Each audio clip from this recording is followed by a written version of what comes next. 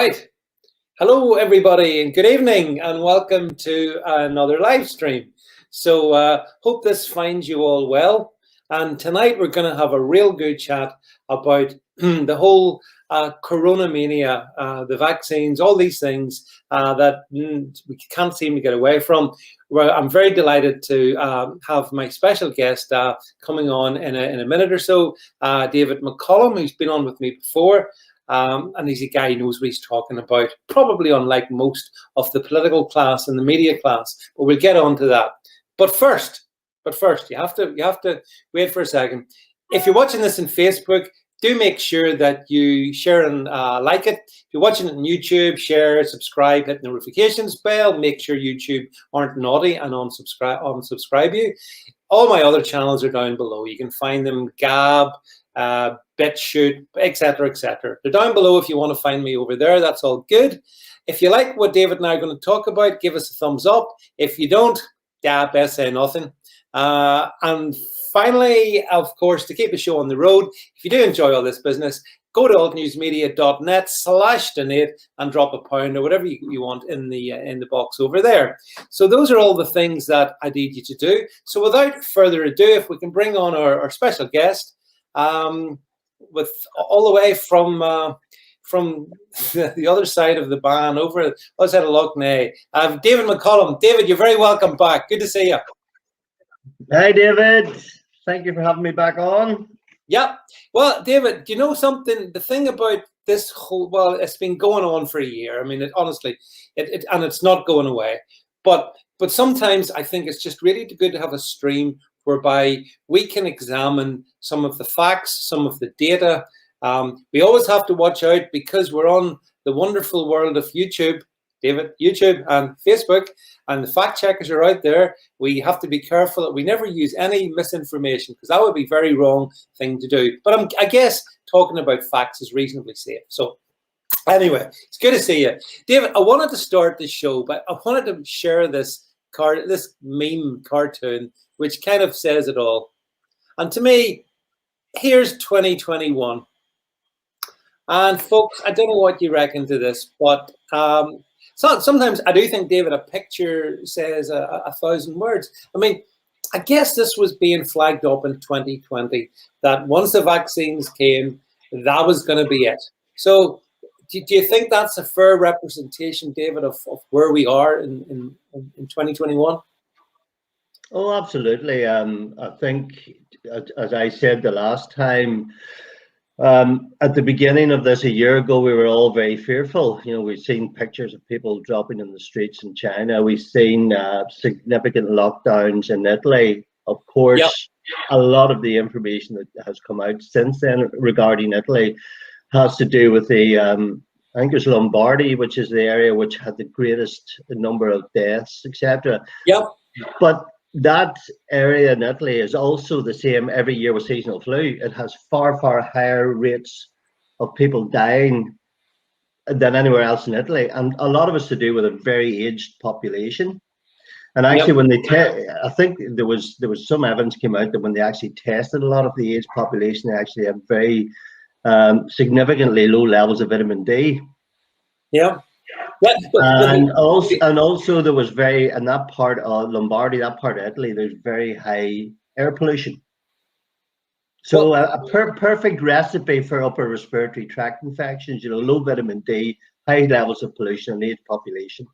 Well, that's right. And actually, David, the other factor about that part of Italy was that, believe it or not, there was a high concentration of Chinese-owned factories where they were basically, even right through, they were bringing in tens of thousands of people flying back and forth, direct flights from Wuhan.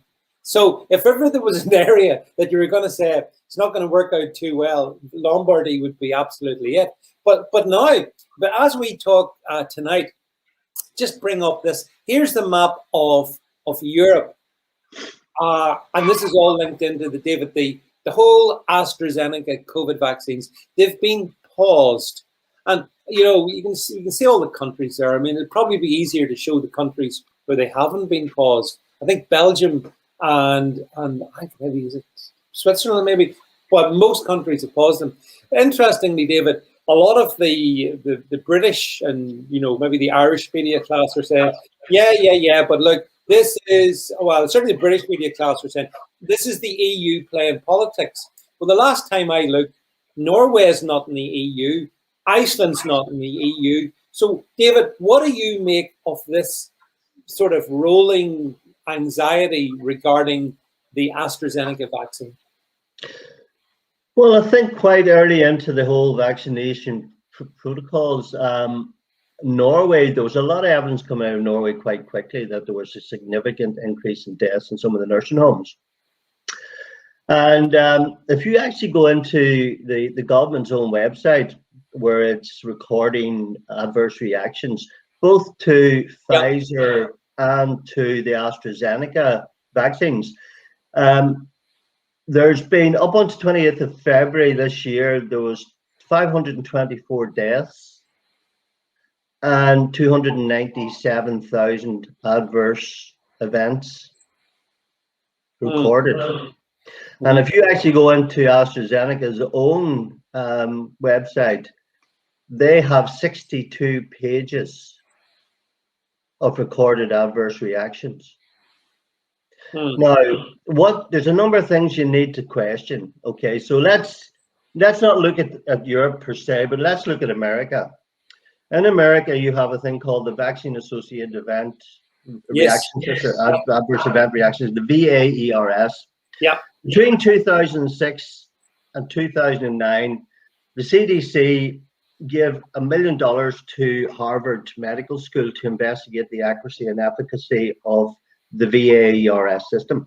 Yeah. And Harvard came back with a very damning report in 2009 to the CDC and said, you know what, you're only recording 1% of all adverse reactions. Now, the figures, now this is according to Robert Kennedy Jr. He had put up that 2018, 1% was 500 deaths and 60,000 adverse reactions.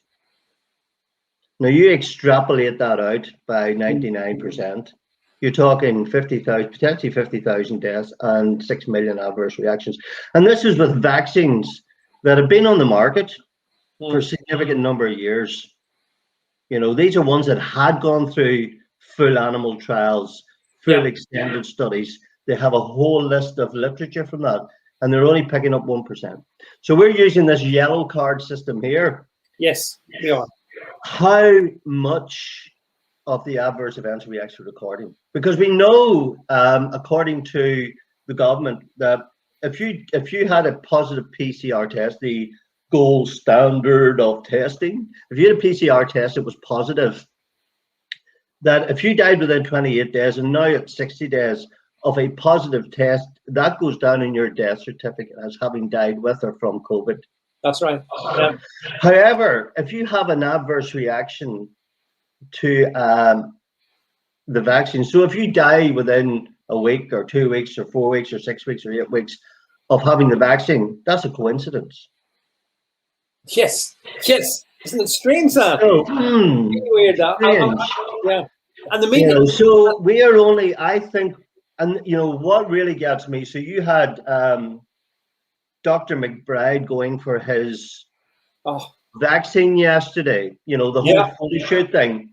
Yeah. Between him and Professor Alton Power, standing up there or on the likes of mainstream media or on the Stephen Nolan show, and guaranteeing safety for these vaccines, when all you need to do is go and look at the government site and see the number of adverse reactions that's been recorded, and that is only the tip of the iceberg, because we're only recording a fraction, and we're not recording an awful lot of the deaths that are occurring in nursing homes as there's post-vaccination.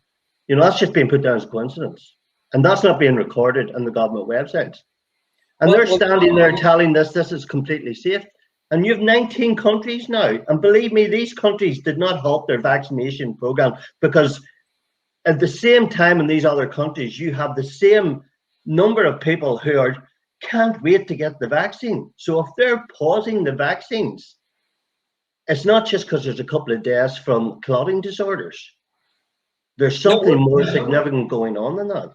Well, this is the whole point, David. I mean, it's not in the interests of any of these countries to pause the vaccine. It's just not. So, I mean, honestly, the British media is such a disgrace, an absolute disgrace, because they don't talk about this in an open, in an honest fashion. Be it in, well, take whichever country you want. Italy being one. Italy's a good example, actually. I mean, why on earth would Italy want to pause the rollout of the vaccine, which, as you say, is massively popular amongst the people for reasons we can maybe talk about or whatever, but it is massively popular. So it's a political own goal. Same in Iceland, same in Norway, same in wherever you want to go. And so you're right. It doesn't make sense to me logically. Plus, there's the other sort of practical aspect. AstraZeneca is the cheap vaccine, isn't it? I mean, it's a cheap one. Pfizer's a hell of a lot more expensive. So why would they want to refuse something which is pretty cheap and which is very popular? Why would they do that, David? Unless there's a really good, there are serious concerns. Absolutely, and I'm sure that you've probably come across this open letter that was released a couple of weeks ago by Gert van den Bosch. Yes. Yes. So Gert van den Bosch is anything but an anti-vaxxer. He has spent 30 years working in the vaccine industry. He has worked with the Bill and Melinda Gates Foundation. He has worked with Gavi. He knows vaccine inside and out. When someone with his reputation, who has no axe to grind, who is not coming from a conspiratorial background per se, and he is really worried about the rollout of these vaccines, we need to be really concerned. And we need to take heed of what's going on. Like, if you look at things rationally, whenever we are preparing for the flu season, we start a vaccination program 2 to 3 months prior to the flu season. And the idea is that those who are vaccinated, that their immune systems will develop antibodies to whatever flu that they potentially think is going to be the most rampant flu that year. But that's done several months before the flu season starts. So that gives your immune system time to create antibodies to respond to whatever virus you're going to be affected by. But his main thing is that you don't start mass vaccination of a population in the midst of the peak of the viral season. Because if you give someone one shot of the vaccine and their body's trying to develop antibodies and antigen antibody response, if it gets attacked in the meantime by the real virus, it's sort of half cocked and it doesn't know what to do. And one of the things that he was intimating in particular was the fact that viruses, whenever they can't find a host to replicate, and they quite quickly will mutate. And I think this is part of what he was saying, is that the reason we're seeing so many of these variants coming out as quickly as they can is in response to the fact that immune systems are busy trying to deal with these vaccines, and it's giving the virus an opportunity to mutate to a stronger, more aggressive form. But as well as that, because we're always playing catch up when it comes to seasonal viral infections, so they have developed this to create spike proteins to the SARS-CoV-2 virus. That's right. And it's busy trying to develop this antigen antibody response. But by the time we've got to that stage, it's already mutated to 2 or 3 different other strains. And once a virus finds that it doesn't have so it always, where it normally does, it'll attack those that are most vulnerable first, and then it'll start looking for other vectors and other hosts to mutate in. And so he's talking about this viral escape, that these viruses will mutate to stronger forms, that our immune systems will become damaged. And none of these vaccines that's currently being used qualifies in truth as what a real vaccine, or what our definition of a vaccine is. Normally a vaccine is a weakened live, what we call an attenuated virus or a dead virus that's used to stimulate your immune system, create antibodies to that. But with the mRNA viruses, sorry, the mRNA vaccines, Yeah. you know, these modified RNA vaccines, they basically go into your cellular genetic, you know, just your nucleus of your cell, take over your DNA to start making spike proteins. Yeah. So at what stage does your body, once it's been injected or vaccinated, does it stop making these spike proteins, or does it just continually keep making them? And that's what he's intimating, is that those people who are getting vaccinated actually will become the most infectious, and actually will be walking around infecting the rest of us who aren't vaccinated, which is extremely dangerous. Yeah, yeah, Dave. And the thing about it is also that what I don't understand in any of this is, why would anybody who's had SARS-CoV-2, COVID-19, why would they require a vaccine? Explain to us, is there any logical science, historical science, that would say, yeah, that's the right thing to do? You vaccine someone who's actually had the virus.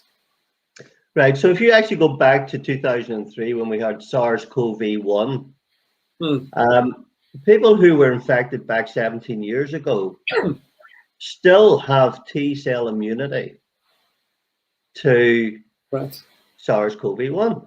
Yeah. And obviously, because, you know, it's the same group of coronaviruses, even if it's a mutation of SARS-CoV-1, or even if it's been a manipulated virus, you know, at the beginning of this whole thing, with Neil Ferguson's medical modeling, the assumption was that nobody had ever had coronavirus, and that his predictions were based on the fact that when one person got infected, then two, then four, then, you know, multiplies exponentially from then, because he didn't take into account, when he put in his assumptions into his computer modeling, that actually we have been with coronaviruses for millions of years, and there's a lot of people who would have been exposed prior who already had T-cell immunity. In fact, there's talk that maybe as much as 30 to 50% of the British population, maybe 70, 80% of the German population had actually immunity to this anyway. So, you know, why would you take a vaccine if you've already developed an antibody? So you have two things. You've got B cells that make antibodies, and you have T cells that make things like natural killer cells. But once you've built up that immunity, that will live forever, you know, for many years afterwards. You know, what you tend to find is when you're in the midst of an active infection, you will make antibodies. And as soon as the infection's been dealt with, those antibodies, 2 or 3 months down the line, those antibodies tail off, because your B cells don't need to make them anymore, because the virus isn't in an active state of replication. Yes. But T cell immunity should be left over. But with the way these vaccines work, and they're all designed to create an antibody response, but it looks like this antibody response only lasts 6 months, maybe, and then you have to get injected again. Yes. But by that stage, you may have several variants of the virus mutation. That's exactly, yes, David. That's what I was going to ask, because this is a great worry. Once, okay, you have your vaccine, and you may have then you may have some degree of attenuation of the worst excesses of the condition, because remember, it doesn't stop transmission and doesn't stop infection. It just removes the worst, or supposed to anyway, and just make it not just as bad on you. But as you say, like the remarkable thing is, I think people think, well, that's it, I'm sorted now. I mean, honest to goodness, I'm convinced the people that I see queuing up here in Northern Ireland as well as elsewhere and across the country to get their vaccines, they think once we get the jab, that's it, we're sorted. But that's nothing could be further from the truth. Isn't that right? And David, if you actually took a poll of the number of people who want to go and get their vaccines, how many of those people are getting the vaccine because they're worried about the COVID or the SARS-CoV-2, or how many of them are just worried about being able to get away on their wee jolly to Ibiza? Yeah, that's right. People will sacrifice their health so they can go on holiday, or that they can go to a music venue, or that they can get into the pub. And they've played on that psychology of how easy it is, you know, how we live in a society where we want everything now and we want our pleasure straight away. We don't want to work for them. So they knew when you dangle that carrot, it's not even a threat. It's the carrot, well, you'll not be able to travel. So it's a sort of carrot, it's a sort of punishment. You know, Yeah. if you don't get vaccinated, you'll not be able to travel on your holidays and you'll not be able to go to your favorite concerts and you'll not be able to get into the pub. So partly it's a carrot approach, partly it's a stick approach. But whatever, people will give up and sacrifice their health to get vaccinated if it means that they can do these things.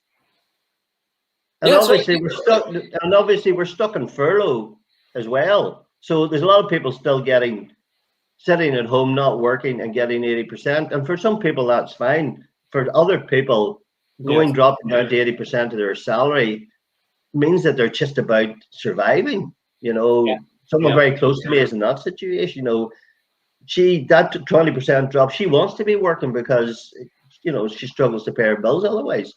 But this is what you're up against. You're up against this, and people still believe what the government say. Well, you know, initially it was, you know, you get the vaccine and life can return to normal. And then they said, well, you can get the vaccine, but actually we don't know if it'll stop you getting infected. Someone very close to me got the vaccine, and his wife didn't. And 3 weeks later, they both had COVID.